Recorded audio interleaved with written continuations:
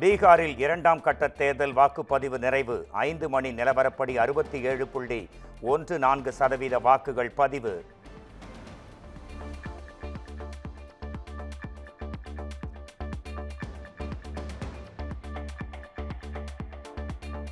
சபரிமலை கோயிலில் 4 கிலோ தங்கம் மாயமான விவகாரம். தேவசம் போர்டு முன்னாள் தலைவர் வாசு கைது.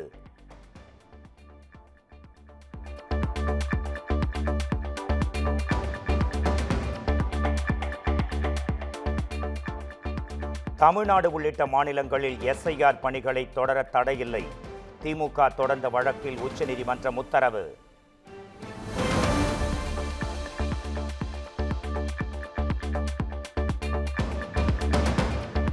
எஸ்ஐஆருக்கு எதிரான வழக்கில் அதிமுகவின் இடையீட்டு மனுவை விசாரிக்க முடியாது.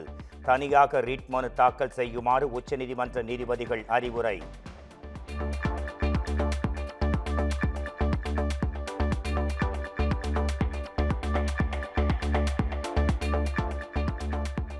சென்னையில் எஸ்ஐஆர் மூலம் 25% வாக்காளர்கள் நீக்கப்பட வாய்ப்பு. வீடு மாறிய வாக்காளர்களில் பெரும்பாலானோர் விவரங்களை கண்டறிவதில் சிக்கல் எதிரொலி.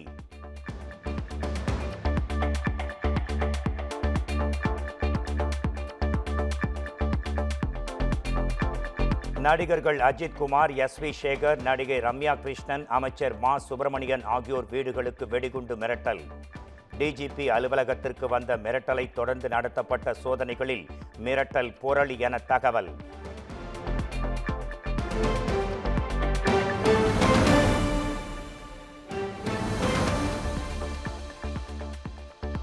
தான் தலைவராக உள்ள பாமகவுக்கு மாம்பழம் சின்னத்தை ஒதுக்க வேண்டும். தேர்தல் ஆணையத்திற்கு பாமக நிறுவனர் ராமதாஸ் கடிதம்.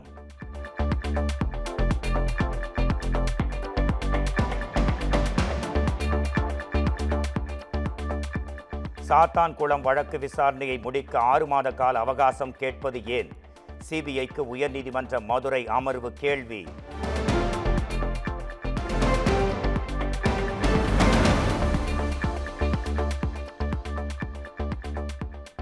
மாணவர்கள் மற்றும் பணிக்கு செல்வோருக்கான ஹாஸ்டல்களை வணிக கட்டடங்களாக கருத முடியாது. வணிக கட்டடங்களுக்கு சொத்து வரி செலுத்த பிறப்பிக்கப்பட்ட உத்தரவுகளை ரத்து செய்து உயர்நீதிமன்றம் அதிரடி.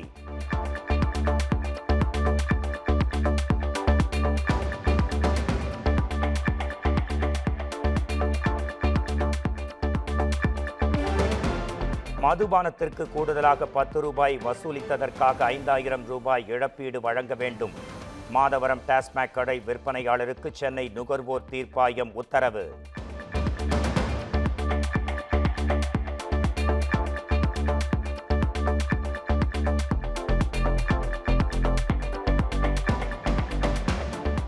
பிள்ளையார்பட்டி கற்பக விநாயகர் கோயில் அறக்கட்டளையில் 1,71,00,000 ரூபாய் கையாடல் செய்த விவகாரம்.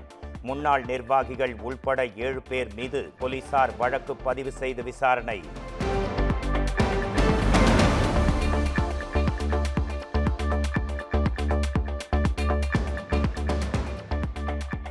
டெல்லியில் கார் குண்டு வெடித்து 12 பேர் உயிரிழந்த சம்பவம். விசாரணையை தொடங்கியது தேசிய புலனாய்வு முகமை.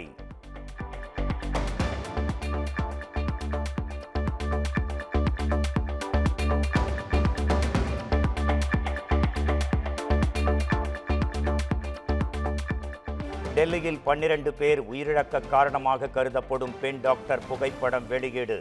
அண்மையில் லக்னோவில் வைத்து பெண் டாக்டர் ஷாஹினை போலீசார் கைது செய்தனர்.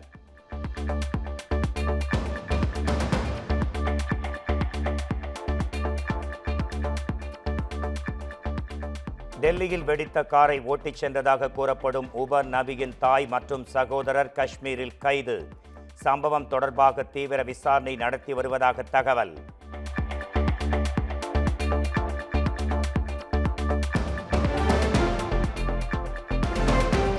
டெல்லி செங்கோட்டை அருகே நிகழ்த்தப்பட்டது தற்கொலைப்படை தாக்குதல் என போலீசார் தகவல். ஃபரிதாபாத்தில் செயல்பட்டு வந்த தனது கூட்டாளிகள் சிக்கியதால் உமர் தற்கொலைப்படை தாக்குதல் நிகழ்த்தியதாக தகவல்.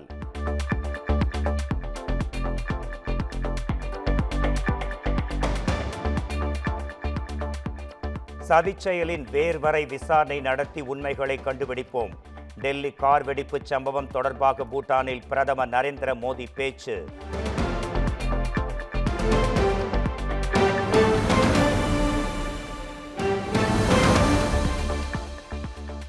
பிரதமர் நரேந்திர மோடி தலைமையில் புதன்கிழமை மத்திய அமைச்சரவை கூடுகிறது. பூட்டானில் இருந்து டெல்லி திரும்பியதும் கார் வெடிப்பு சம்பவம் குறித்து ஆலோசனை.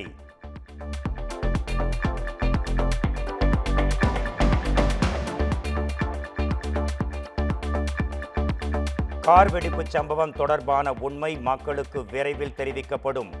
யாரையும் தப்பிக்க விடமாட்டோம் என்றும் மத்திய பாதுகாப்புத்துறை அமைச்சர் ராஜ்நாத் சிங் உறுதி.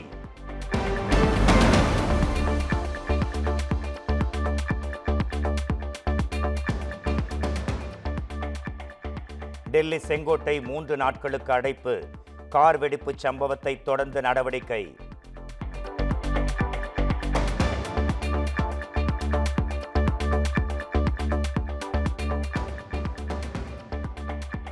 தமிழ்நாடு முழுவதும் முக்கிய இடங்களில் போலீஸ் பாதுகாப்பு அதிகரிப்பு. அசம்பாவிதங்களை தவிர்க்கும் வகையில் நடவடிக்கை.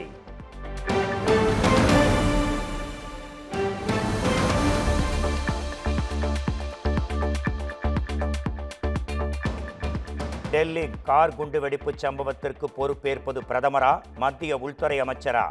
தமிழக காங்கிரஸ் தலைவர் செல்வ பெருந்தகை கேள்வி. உளவுத்துறையின் தோல்வி இது என்றும் விமர்சனம்.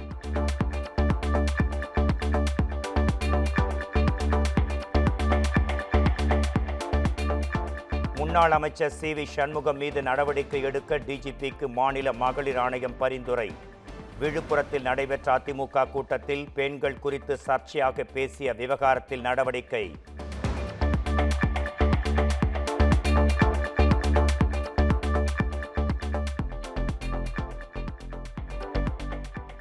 கோவையில் இளம்பெண்ணை காரில் அழைத்துச் சென்று மிரட்டி 3 சவரன் நகை மற்றும் பணம் பறித்த விவகாரம்.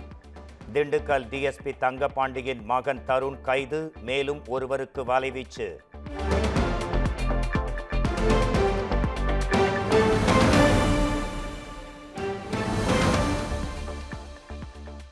கொடுமுடி தேர்வு நிலை பேரூராட்சி தலைவர் மீதான நம்பிக்கையில்லா தீர்மானம் தோல்வி. வாக்கெடுப்பில் பங்கேற்க கவுன்சிலர்கள் யாரும் வராததால் தீர்மானம் தோல்வியடைந்தது.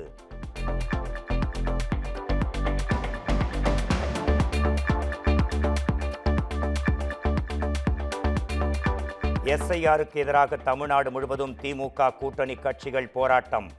மத்திய அரசு மற்றும் தேர்தல் ஆணையத்திற்கு எதிராக முழக்கம்.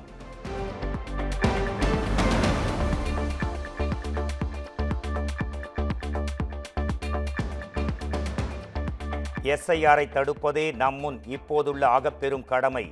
வாக்குரிமையை பாதுகாப்போம் என்று முதலமைச்சர் மு.க. ஸ்டாலின் எக்ஸ் தளத்தில் பதிவு.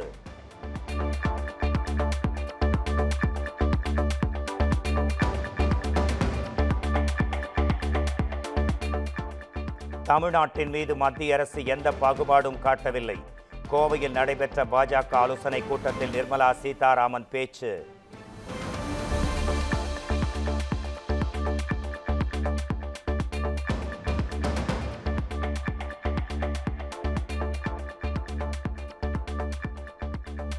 பொதுக்கூட்டங்கள் மற்றும் ரோட் ஷோக்களுக்கான வரைவு வழிகாட்டு நெறிமுறைகளை வகுக்க கோரிய வழக்கு. தமிழக அரசுக்கு மேலும் 10 நாட்கள் அவகாசம் வழங்கி சென்னை உயர்நீதிமன்றம் உத்தரவு.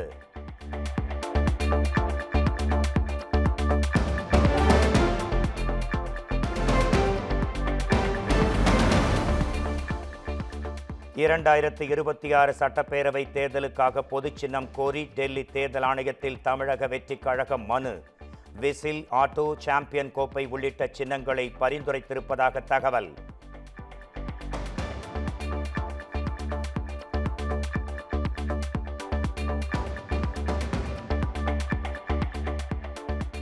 விருதுநகர் மாவட்டம் ராஜபாளையத்தில் அறநிலையத்துறைக்கு சொந்தமான கோயிலில் 2 படுகொலை. இரவு நேர காவலாளிகள் 2 பேரை வெட்டி கொன்று தப்பியவர்களை பிடிக்க 6 தனிப்படைகள் அமைப்பு.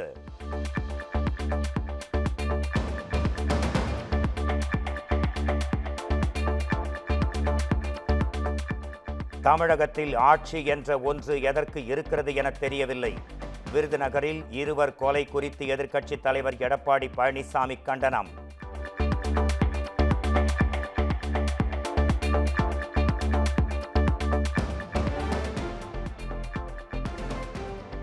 திருச்சி காவலர் குடியிருப்பு வளாகத்தில் இளைஞர் வெட்டி கொல்லப்பட்ட சம்பவம்.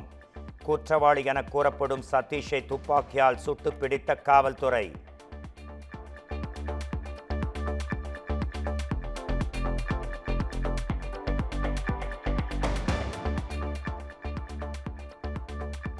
இரண்டாயிரத்தி 26 தேர்தலுக்கு பின் டிடிவி தினகரனின் அரசியல் பயணம் முடிவுக்கு வரும். முன்னாள் அமைச்சர் RB உதயகுமார் பேச்சு.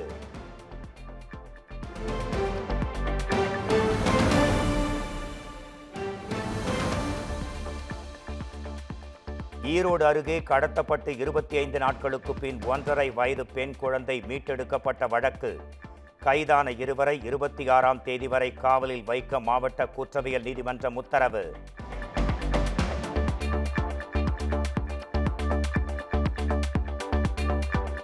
சென்னையில் ஆபரண தங்கத்தின் விலை சவரனுக்கு 1760 ரூபாய் உயர்ந்தது. சவரன் 93,600 ரூபாய்க்கும் கிராம் 11,700 ரூபாய்க்கும் விற்பனை.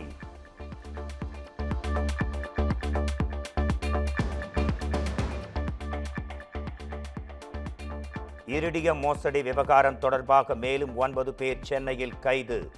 2 கோடி ரூபாய் கள்ள நோட்டுகளை பறிமுதல் செய்த சிபிசிஐடி போலீசார்.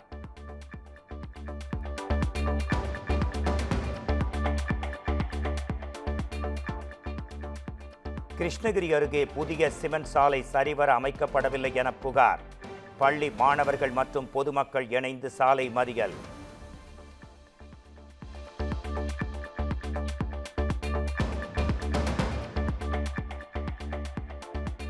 புதுச்சேரியில் பள்ளி மாணவிகளை மாடு முட்டி தாக்க முயன்றதால் பெரும் பரபரப்பு. ஆட்டோவில் இருந்து இறங்கிய மாணவிகளை மாடு முட்டும் சிசிடிவி காட்சிகள் வெளியீடு.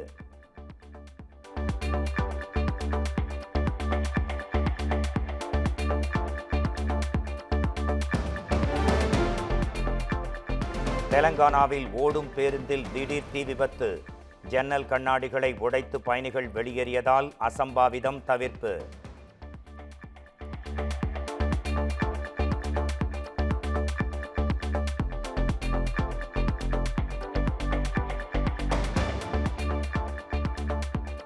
சென்னை நுங்கம்பாக்கம் அமலாக்கத்துறை அலுவலகத்தில் நடிகர் ஸ்ரீகாந்த் ஆஜர்.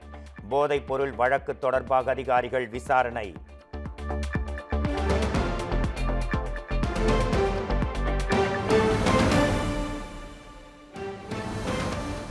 காந்தா திரைப்படத்திற்கு தடை கோரி நடிகர் MK தியாகராஜ பாகவதர் பேரன் தாக்கல் செய்த வழக்கு. நடிகர் துல்கர் சல்மான் தயாரிப்பு நிறுவனங்கள் பதிலளிக்க சென்னை உயர்நீதிமன்றம் உத்தரவு.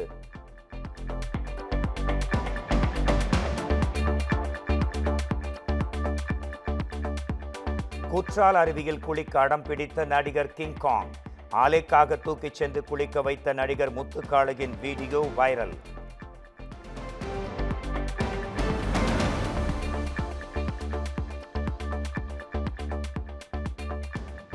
பழம்பெரும் நடிகர் தர்மேந்திரா உயிரிழந்ததாக வெளியான தகவலுக்கு குடும்பத்தினர் மறுப்பு. அவமரியாதையாக கருதுவதாக மனைவி ஹேமமாலினி வருத்தம்.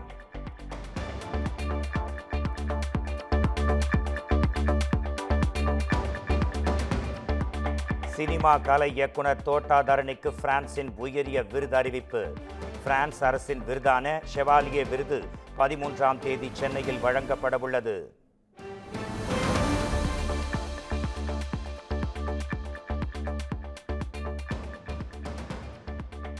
பாகிஸ்தான் தலைநகர் இஸ்லாமாபாத்தில் கார் குண்டு வெடித்து 12 பேர் பலி. நீதிமன்றம் அருகே நடைபெற்ற தாக்குதலில் 21 பேர் படுகாயம்.